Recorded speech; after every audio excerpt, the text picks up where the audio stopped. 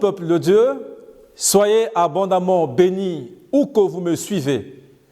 Notre message aujourd'hui est une suite que nous donnons à celui que nous avons eu ici, il y a quelques semaines en arrière, en présence des jeunes et du pasteur Franco. Un message riche et aussi très édifiant sur le déni en période de souffrance qui a été développé par notre père, le pasteur Franco. Avant toute chose, j'aimerais d'abord remercier infiniment de tout mon cœur l'Éternel Dieu qui a permis que cette séance puisse se réaliser et aussi pour le souffle de vie qu'il nous a accordé en ce jour. Et un peu plus loin, je crois qu'il sera insensé de ne pas dire ce qui me tient à cœur. J'aime dire souvent que celui qui a construit une maison a plus d'honneur que la maison même. Si aujourd'hui je me tiens devant vous, le peuple béni et choisi de Dieu, ce n'est pas parce que je l'ai voulu, mais parce qu'en filigrane, il y a un homme qui a fait un travail de fond, un travail d'Hercule. En l'occurrence, le pasteur Franco. Un travail a été fait dans la prière, dans l'encouragement, dans le coaching et dans l'accompagnement. Et là où se trouve mon père, le pasteur Franco, je lui envoie un grand bol d'amour et aussi une pensée pieuse. Que l'Éternel continue à l'utiliser, à être ce canal par lequel effectivement il passe pour pouvoir nous attracter et aussi pour nous bénir. Aujourd'hui, nous allons aborder un thème intitulé « L'impuissance face à la souffrance ». Mais avant tout, nous allons d'abord prier pour pouvoir effectivement recevoir de l'Éternel cette inspiration qui permettra à ce que le message soit transmis en ce jour. Prions le Seigneur. Père, nous te remercions. Nous te sommes infiniment reconnaissants pour les choses invraisemblables que tu accomplis aujourd'hui avec nous, ton peuple. Seigneur, si cela dépendait d'un homme, nous ne serions pas là pour pouvoir parler, Seigneur de gloire, devant des caméras. Mais c'est ta grâce, ta clémence et tes merveilles qui n'ont cessé de se renouveler dans nos vies. Seigneur, nous reconnaissons cette grâce et nous nous inclinons devant ta présence. Il est écrit que c'est poussé par l'Esprit que les hommes ont parlé de ta part. Seigneur, après t'avoir parlé dans la prière, nous allons nous taire cette fois-ci pour pouvoir t'écouter, pour pouvoir recevoir de toi cette instruction. Car il est écrit que le Saint-Esprit connaît tes pensées et lui aussi il sonde les cœurs de ton peuple. Et qu'il sonde les cœurs afin qu'il sache exactement ce que ton peuple a besoin. Afin que ce que tu diras à travers ton serviteur, que cela soit une réponse tant attendue par ton peuple. Je demande ton concours. Il est écrit, demandez et l'on vous donnera. Je demande de la sagesse, comme mon père l'a développé tout au long de la semaine. Un fils sage fait la joie de ses parents. Que je sois celui, Père de gloire, qui va non seulement t'honorer, mais aussi et surtout honorer celui qui me donne ce privilège de pouvoir parler à ton peuple que tu as choisi. Que cette sagesse me soit accordée, que cette intelligence et cette capacité me soient accordées. Saint-Esprit, illumine mon intérieur, que je parle de Jésus-Christ à ce peuple qui t'attend et qui est précieux à tes yeux. Que tout honneur et toute gloire te soient rendus dans le nom de Jésus. Amen.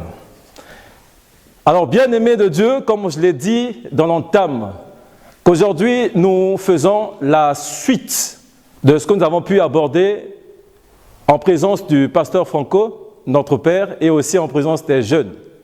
Nous avons abordé un thème sur la souffrance et aujourd'hui c'est la suite de ce thème.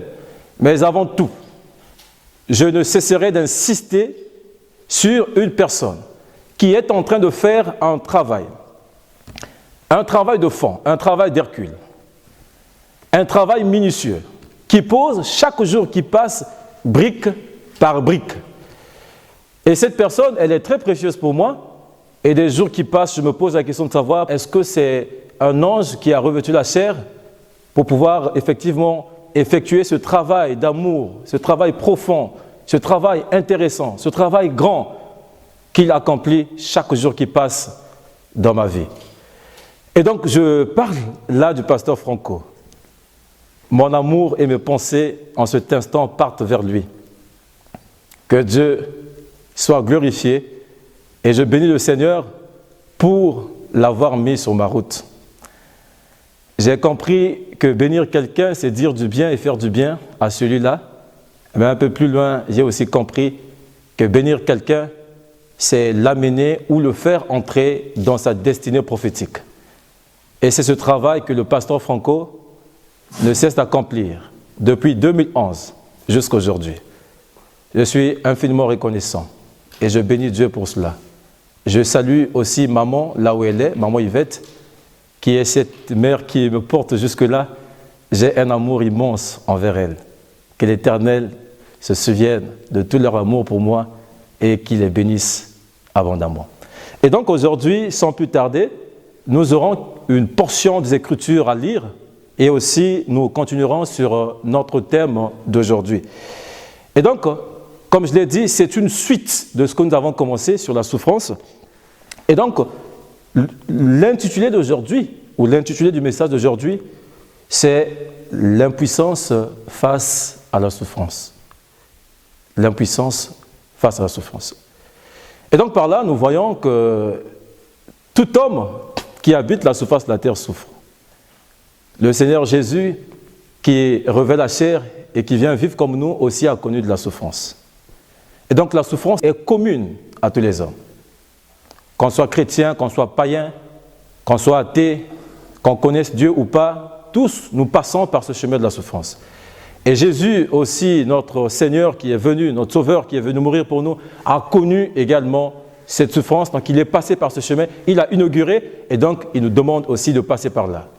Alléluia. Et donc nous passons par là, mais en nous appuyant sur lui. Alors, nous en tant qu'êtres humains, nous avons une incapacité de maîtriser ou de gérer la souffrance. En tant qu'hommes, nous sommes impuissants face à la souffrance. Nous ne pourrons pas dominer de nous-mêmes la souffrance. Nous ne pourrons pas dompter de nous-mêmes la souffrance. La souffrance, devant nous, elle est forte. Elle devient comme une géante. Alors dans ce cas, qu'est-ce que nous devons nous dire? Pourquoi lorsque nous sommes confrontés à des difficultés, pourquoi lorsque nous sommes devant des épreuves, quelquefois nous nous écroulons? Pourquoi la souffrance nous domine-t-elle? Mais parce que nous ne sommes pas des dieux. Et parce que nous sommes des êtres humains. Et parce que nous sommes faillibles. Mais parce que de nous-mêmes nous ne pourrons pas. Et c'est pourquoi nous avons besoin d'aide. Et donc, ce message d'aujourd'hui, effectivement, va t'encourager, bien-aimé, afin que tu puisses demander de l'aide chaque fois que tu es confronté à une souffrance. Chaque fois que tu te retrouves face au mur, que tu puisses demander de l'aide. C'est comme si on nous demandait de décharger un véhicule avec une tonne de chaises. Et je suis seul à le faire, je commence du matin au soir. Et jusqu'au soir, finalement, je suis épuisé, je suis cabossé, je n'arrive pas. Et une partie de chaise reste. Pourquoi? Parce que j'ai travaillé seul. Alors que si je demande de l'aide, quelqu'un vient en appui. Avec le concours de quelqu'un, nous pourrons faire ce travail, quelle que soit sa taille, effectivement, pour pouvoir décharger toutes ces chaises en temps et en heure. Et c'est pourquoi nous aussi, bien-aimés, face à la souffrance, nous n'avons pas à nous charger. Nous n'avons pas à nous charger des pensées. Nous n'avons pas à nous charger du raisonnement. Nous n'avons pas à aller chercher une certaine philosophie. Mais nous sommes là, face à la souffrance, pour que nous cherchions de l'aide. Mais cette aide, nous la chercherons auprès de qui? Si nous allons auprès des hommes, les hommes vont nous aider jusqu'à une certaine hauteur. Et lorsqu'ils ne pourront plus, finalement, nous serons secoués. Nous serons limités. Mais notre aide, nous ne la cherchons pas auprès des hommes. Mais cette aide, nous la cherchons auprès du Seigneur, car lui seul est capable de nous délivrer du gouffre de la souffrance dans lequel nous pouvons nous retrouver. Alors bien aimé, si tu m'écoutes aujourd'hui, c'est que l'Éternel veut m'utiliser, l'Éternel veut passer par ma bouche, effectivement, par rapport à la situation que tu vis, afin qu'il puisse parler à ton cœur, afin qu'il puisse parler à tes pensées, pour que tes yeux ne soient pas braqués sur quelqu'un, pour que tes yeux ne soient pas braqués sur un homme. Comme il est écrit, maudit soit celui qui se confie en l'homme. Mais pour que tes yeux soient braqués sur lui, l'Éternel. Décharge tes soucis sur lui. Décharge tes problèmes sur lui. Décharge tes difficultés sur lui. Décharge tout le monde que tu as traîné depuis un moment. Décharge ça sur lui, le Seigneur. Alors nous allons passer par ce verset qui est en train de me brûler le cœur. Nous allons lire cette portion des Écritures dans le livre d'Exode, Exode chapitre 14, du 10e au 14e verset. Il est écrit, « Pharaon approchait, les enfants d'Israël levèrent les yeux, et voici les Égyptiens. Et les enfants d'Israël eurent une grande frayeur, et crièrent à l'Éternel. Ils dirent à Moïse, « N'y a-t-il pas de sépulcre en Égypte, sans qu'il soit besoin de nous mener mourir au désert? Que nous as-tu fait en nous faisant sortir d'Égypte? N'est-ce pas là ce que nous te disions en Égypte? Laisse-nous servir les Égyptiens, car nous aimons mieux servir les Égyptiens que de mourir au désert. » Verset 13. Moïse répondit au peuple, « Ne craignez rien, restez en place et regardez la délivrance que l'Éternel va vous accorder en ce jour. Car les Égyptiens que vous voyez aujourd'hui, vous ne les verrez plus jamais. » Verset 14. L'Éternel combattra pour vous et vous gardez le silence. Alors, en lisant ce verset, je suis fortement touché par rapport à cette souffrance effectivement qui a frappé à cette époque-là les enfants d'Israël qui se sont retrouvés en Égypte en captivité. Et donc, ils y passent 430 ans. Et ils pleurèrent à l'Éternel, ils crièrent à l'Éternel et Dieu est intervenu. Dieu les a délivrés de l'esclavage. Dieu les a délivrés de la captivité et du joug de Pharaon. Et Dieu va les délivrer, va les sortir de l'Égypte. Et donc ils vont se mettre en route dans le désert vers la terre promise. Et lorsqu'ils y marchent, finalement, Pharaon se rend compte qu'il ne devait pas les libérer, il ne devait pas les relâcher. Et qu'est-ce qu'il fait? Il va mobiliser son arsenal militaire.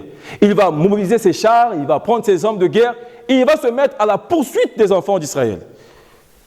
Et eux, à leur tour, ils vont se mettre à marcher, et finalement, ils regardent en arrière, ils vont apercevoir Pharaon, son armée et tout son arsenal. Les enfants d'Israël eurent peur. Ils ont été saisis d'effroi. Ils ont eu une très grande peur. Et finalement, ils ont commencé à s'inquiéter, ils ont commencé à parler. Mais Moïse, qu'est-ce que tu nous as fait? Pourquoi tu nous as sortis de l'Égypte pour nous ramener ici? Et finalement, c'est pour que nous puissions mourir. Et il fallait que nous y restions et que nous puissions servir les Égyptiens. Et ils ont commencé à paniquer. Ils ont commencé à s'agiter. Et comme cela arrive aussi à bien d'entre nous, à de nombreuses personnes d'entre nous, lorsque nous sommes face à l'épreuve, lorsque nous sommes confrontés à une difficulté, lorsque nous sommes face à une souffrance, et lorsque cette souffrance elle est atroce, finalement nous n'arrivons pas, on commence à paniquer, on commence à s'agiter, on commence à avoir peur, comme ils l'ont fait. Mais pourquoi? Mais parce qu'il y avait l'armée de Pharaon qui était derrière. Et il y a aussi des situations aujourd'hui qui sont en train de nous traverser, qui sont en train de brûler nos cœurs, qui sont en train de nous froisser, de nous déchirer les cœurs. Et finalement, nous aussi, nous nous mettons à paniquer. Et Dieu m'a chargé en ce jour pour venir te dire de ne pas paniquer face à la souffrance. De ne pas paniquer face au mont que tu es en train de connaître au jour le jour. Les enfants d'Israël, non seulement qu'ils ont aperçu devant eux la mer Rouge qui constituait un obstacle, et derrière eux, il y avait encore cette armée de Pharaon qui était aussi un obstacle. Et finalement, tous les espoirs étaient par terre. Et il y a aussi des gens aujourd'hui qui, dans la souffrance, sont en train de vouloir avancer, mais devant, il y a des obstacles. C'est-à-dire qu'ils ne peuvent pas mettre un pas de plus. Et ils veulent reculer, il y a aussi un obstacle. Si tu te retrouves dans cette situation, Dieu est capable de te délivrer aujourd'hui au nom de Jésus. Ils se sont retrouvés et finalement, des plaintes ont commencé. Or, l'Éternel avait une leçon à enseigner aux enfants d'Israël. Et cette leçon, c'est qu'il n'y a pas de situation plus grande que Dieu. Plus une épreuve est grande, plus Dieu trouve une occasion de manifester sa puissance. Et chaque fois que tu es confronté à une difficulté, dis-toi que Dieu va manifester sa puissance. C'est une occasion pour lui. Lorsqu'il y a la souffrance, lorsqu'il y a la difficulté, lorsqu'il y a des choses qui te frappent, lorsque tu te retrouves dans une impasse, lorsque tu entres dans une voie sans issue, sache que Dieu interviendra pour pouvoir te sortir de ta situation. Alléluia. Et alors, eux, ils ont eu une attitude de peur, d'effroi, ils ont eu une attitude de panique, une attitude agitée. Et souvent, nous aussi, lorsque nous sommes confrontés, nous faisons ces choses. Nous avons une attitude de froid, une attitude d'agitation, une attitude de peur. Alors, la bonne parole pour toi, la parole de consolation aujourd'hui pour toi, c'est que ne panique pas face à la souffrance. Ne panique pas face à la difficulté qui t'arrive. Ne panique pas face aux choses qui sont en train de te tourmenter. Ne panique pas face à tout ce que tu vis. Et souvent, lorsque nous sommes dans la panique, dans l'agitation, lorsque nous sommes dans la peur, nous avons un langage que nous utilisons. Et si seulement, je me suis retrouvé en cette souffrance parce que je n'ai pas ça. Et si seulement j'étais né dans une famille riche, assurément, je terminerai mes études. Si seulement j'avais des parents riches, l'enfant ne souffrirait pas de cette maladie. Si seulement mon mari était riche, cette situation que nous traînons depuis des années devait être réglée. Et cette phrase est souvent employée par des personnes victimes. C'est-à-dire, lorsque nous sommes victimes d'une souffrance, lorsque nous sommes victimes de quelque chose, nous utilisons ce langage. Si seulement. C'est pourquoi je déclare à partir d'aujourd'hui que ce langage ne soit plus ton partage. Ce langage de défaite, que celui-là ne soit plus ton partage. Car il n'y a pas de situation plus grande que Dieu. Car il n'y a pas de situation qui dépasse l'entendement de Dieu. Il n'y a pas de situation qui peut dominer Dieu. Ce qui est impossible aux hommes est possible à Dieu. Ce que les hommes ne peuvent pas faire, Dieu est capable de faire. Alors, pour parler un peu de moi, pour dire un peu ce que l'Éternel a eu à faire, lorsque la souffrance avait atteint le paroxysme, lorsque j'étais plongé, la famille était plongée dans la souffrance, nous tournions nos regards vers l'Éternel. Né dans une famille que je baptiserais peut-être de Béthanie, lieu des dates non mûres, une famille où les choses ne pouvaient pas bouger, une famille où les choses étaient restées statiques, une famille où les choses ne changeaient pas, une famille où les gens ne se mariaient pas, une famille où aucune personne n'a pu être employée dans la fonction publique ou occuper un poste de responsable ou de cadre. Une famille où aucun enfant n'a fait de longues études jusqu'à arriver à l'université. Une famille où tout le monde était bloqué. Commençant des parents jusqu'aux enfants et jusqu'aux arrière-enfants. Aucune personne ne pouvait exceller. Aucune personne ne pouvait voir la lumière du jour. Où les enfants ont essayé de conjuguer des efforts dans leurs études, ils n'arrivaient pas à dépasser le plafond. Où la bonne santé était rare dans toute la famille. Où les sœurs étaient mariées, elles partaient au foyer, habitaient avec leur mari et quelques temps après retournaient à la case de départ, donc chez les parents. Où certains ont essayé de mobiliser les finances pour aller se chercher à l'extérieur, parce que sur place les choses n'allaient pas. Finalement, pour pouvoir trouver mieux, les demandes de visa effectuées à plusieurs reprises n'ont pas été acceptées. Une famille où on a connu une mort répétée, où les enfants mouraient comme des animaux. Nous avons par là, par cette occasion de mort d'enfants, perdu 3 enfants en 3 ans d'affilée. Des enfants qui mouraient d'une seule maladie, insuffisance de sang, insuffisance d'eau, pendant 3 ans. On a eu une réputation très paradoxale, une image qui était très paradoxale dans le quartier. Et donc, dans cette souffrance, on ne voyait pas le bout du tunnel. Je suis né dans cette famille-là, où même les opportunités qui se présentaient devant nous, on ne pouvait pas y faire face. J'ai par la grâce de Dieu, après ma réussite au baccalauréat, essayé des bourses d'études à l'extérieur que je n'ai pas pu avoir. Par exemple, en 2013, j'ai été retenu pour une bourse d'études au Brésil où je devais passer une formation en ingénierie de pétrole et en sciences politiques.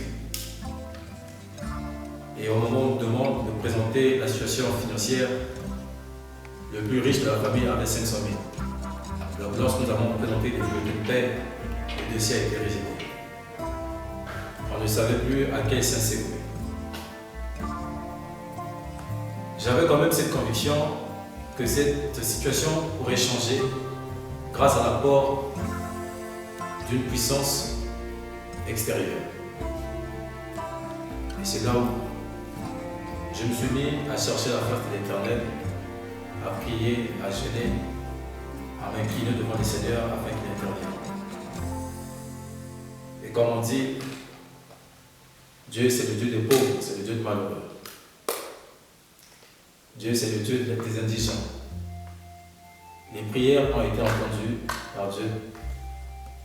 Et c'est là où va arriver le visionnaire de l'église où je priais, en l'occurrence le pasteur Franco, qui arrive en 2011 dans l'église RDJC Brazzaville où je priais. Et quand il est arrivé, je rendais témoignage par rapport au bac que j'avais obtenu, par rapport aux choses que Dieu avait à faire. Et finalement, cet homme a eu compassion de moi. Je parle avec beaucoup d'émotion et comme on le disait,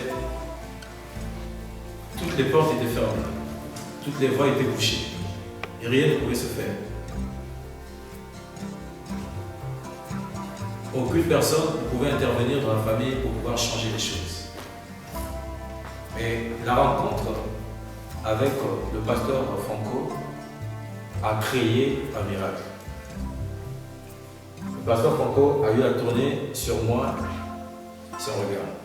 Et ce qui est étonnant, c'est qu'il y avait beaucoup de frères à l'église qui étaient presque dans la même situation que moi. Et les yeux de l'Éternel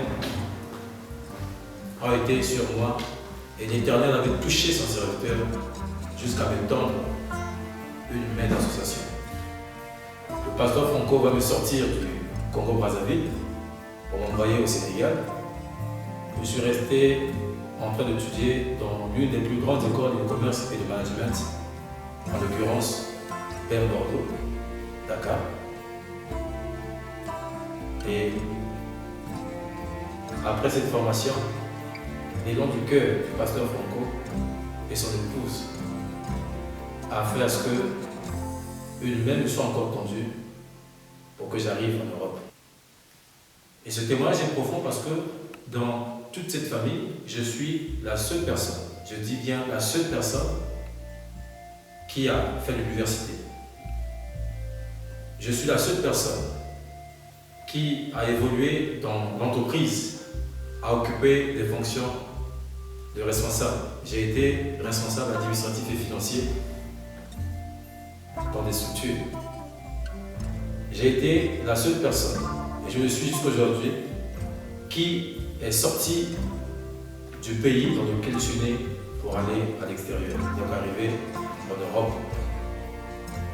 Et j'ai juste envie de dire, c'est Dieu qui n'a point changé. S'il a pu le faire pour moi, il peut aussi le faire pour toi.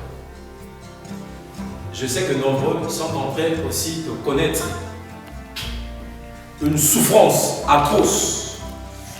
Je sais que nombreux aussi sont en train de se battre dans la prière, alors qu'une situation ne bouge pas, une situation ne change pas. Je sais que nombreux aussi se retrouvent dans les mêmes situations que moi, où dans la famille, il y a un blocage sur le plan académique, sur le plan scolaire, où dans la famille, les gens connaissent des maladies sur maladies et presque condamnés à ne pas avoir la bonne santé. Et je sais que nombreux aussi m'écoutent actuellement, qui connaissent la mort répétée, la mort précoce, la mort des enfants, la mort des parents. Je sais qu'il y a aussi nombreux aujourd'hui, à cause de la situation financière, des parents ne peuvent pas exceller. Je sais qu'il y a aussi nombreux. Aujourd'hui, dont les sœurs sont mariées, partent au foyer et retournent à la case de départ, donc chez les parents. Je sais que nombreux aussi ont des projets, ont des objectifs assignés et qui cherchent à atteindre. Et finalement, ils n'arrivent pas à le faire parce qu'ils sont limités, parce qu'ils sont secoués. Et j'ai été dans le même cas. Et si ce Dieu a pu le faire pour moi, il est capable aussi de le faire pour vous. Et c'est pourquoi la parole que j'ai pour vous, c'est une parole spéciale. Je veux vous dire que votre situation n'est pas plus grande que l'Éternel. Et il n'y a pas de situation plus grande que Dieu. La souffrance finira un jour. Si vous cherchez l'Éternel. La Bible déclare que celui qui le cherchera de toute sa force, il se laissera trouver par lui. Et certainement, on a eu à chercher l'Éternel de toute notre force. Et c'est pourquoi il s'est laissé trouver par nous. Et je te demande, toi aussi, de braquer les yeux sur l'Éternel. Cherche Dieu de toute ta force. Il est capable de mettre un ange sur ta route comme il a pu le faire pour moi. Et donc le pasteur Franco et sa femme qui ont joué le rôle de cet ange. Effectivement, en me tendant la main, en me sortant de ce panneau de limite, dans ce gouffre où j'étais plongé, non seulement moi, et aussi toute la famille. Croyez en l'Éternel. Si il a pu le faire pour moi, il est capable de le faire et de le reproduire aussi dans votre famille. Ce Dieu n'a pas changé. Et par là, j'aime souvent lorsque le pasteur Franco intervient, il dit « On ne meurt jamais avec la croix ». Quand Jésus est mort, Joseph d'Arimathée est arrivé, il a descendu le corps de Jésus de la croix. Un Joseph d'Arimathée se fera voir un jour. Si vous vous confiez en l'Éternel, si vous cherchez de tout votre cœur sa face, si vous venez entièrement à lui, un Joseph d'Arimathée viendra dans votre vie comme il a pu le faire pour moi. Ne baissez pas les mains. Ne baissez pas les bras. N'ayez pas un regard inquiet. Ne soyez pas découragés. L'Éternel est Dieu. Il n'a pas changé. Il est le même hier, aujourd'hui et éternellement.